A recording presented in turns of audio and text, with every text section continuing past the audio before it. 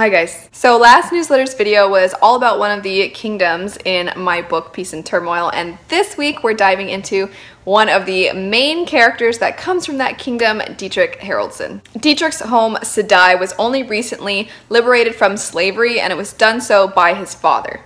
As a result, Dietrich's father is the king of Sadai, and he himself is considered the prince. Despite being royalty though, Dietrich's life is not so grand. It started off pretty good. He was being raised as you would expect a royal prince to be raised. He used to live a somewhat luxurious life, as much as his family could provide, given that they're only recently coming into their own freedom. But when his father was away trying to gain some alliances from some Western kingdoms, some pretty terrible stuff went down. Although Dietrich's father, Harold, hates the people that used to hold them in slavery, known as the Prianthians, the country of Prianthia, not everybody shares his view on the hatred that he has, despite the fact that many of them lived through the slavery that Prianthia put them through. But there is a group, an insurgents known as the Redeemers, and this particular group feels that the Eastern kingdoms, if you look at the map, the kingdoms that are kind of isolated to one side of the continent, they believe that those kingdoms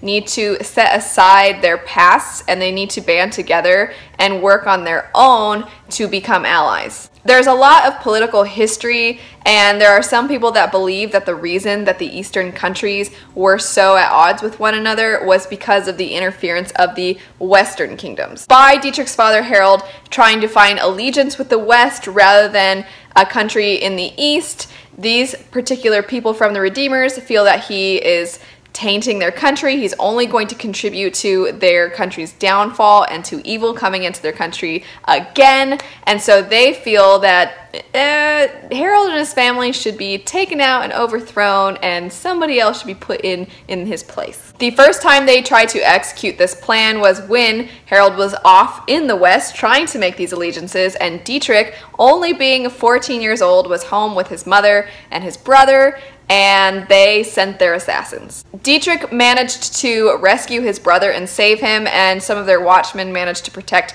his mother, and they captured one of the assassins, and they learned of this group. They learned all the details of this particular cult. When Harold came back from the West, he did of course find out that his family had almost been assassinated, and he was very distraught to find out that they'd not only almost been assassinated by what he would expect from his former captors, but that there were actually people his own kind, his own race, people that he was in slavery with and that he freed. He found out it was some of those people that had tried to kill his family. Before, it was very easy for Harold to pinpoint his enemies just based off the way they looked, because Prianthians are known for having very, very, very dark eyes, almost black eyes, and his own people have very prominent green eyes. And so for the longest time, it was very easy to find out if there was an enemy among them, because that enemy looked different. But now he had no means of knowing who his enemies were, because some of the people that tried to assassinate them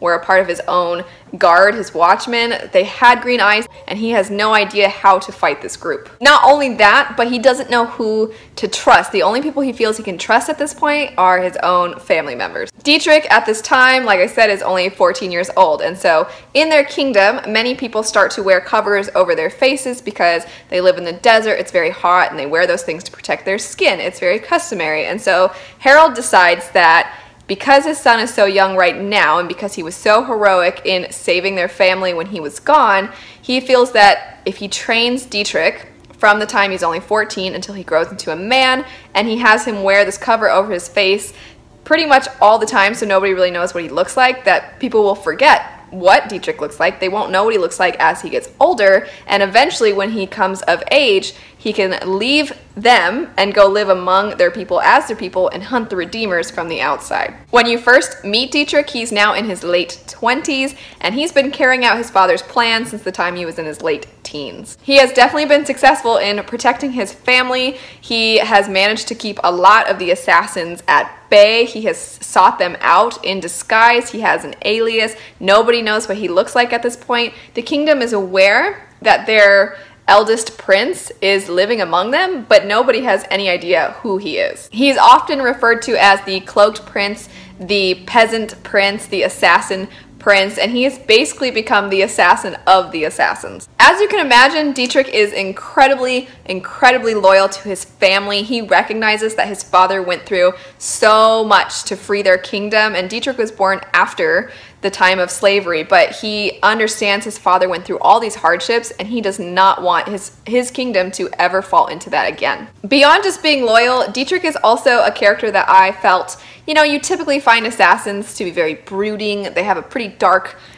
profession, so you would expect that from them. But something with Dietrich that I really wanted to explore was that his natural inclination and his personality type isn't so dark and brooding. Normally, Dietrich is quite easygoing. He's quick to laugh, he's quick to smile, he's quick to just have a good time and to not be grumpy and stuff all the time. But at the same time as that, he's also very reflective, and he kind of struggles between he is this one personality, he is this way, but he's gone through and done so many terrible things that, you know, he's so reflective of that, and it's constantly this clash between who he is naturally and who he is based off of how the world has affected him. He also very much struggles with the idea of faith and an afterlife and some kind of creator, where most of the people in their kingdom believe that the creator, you know, blessed them and allowed them to gain their freedom. They feel that the creator is watching out for them. Dietrich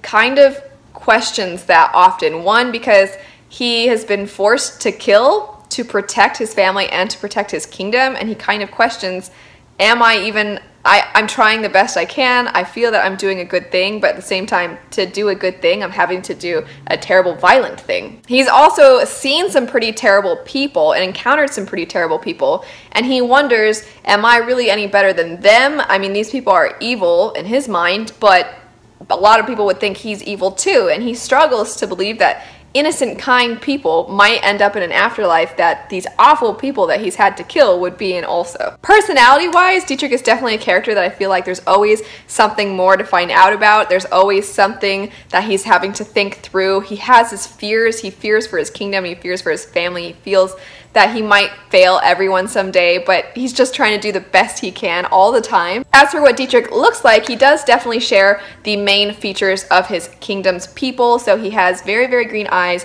he has black hair, he has dark skin, and then his build, he's very tall, and then he's somewhat lean. He also has a lot of scars from the various fights that he's gotten in, and he's described as having a very defined jaw, and one character in particular thinks of him as almost being harshly masculine looking.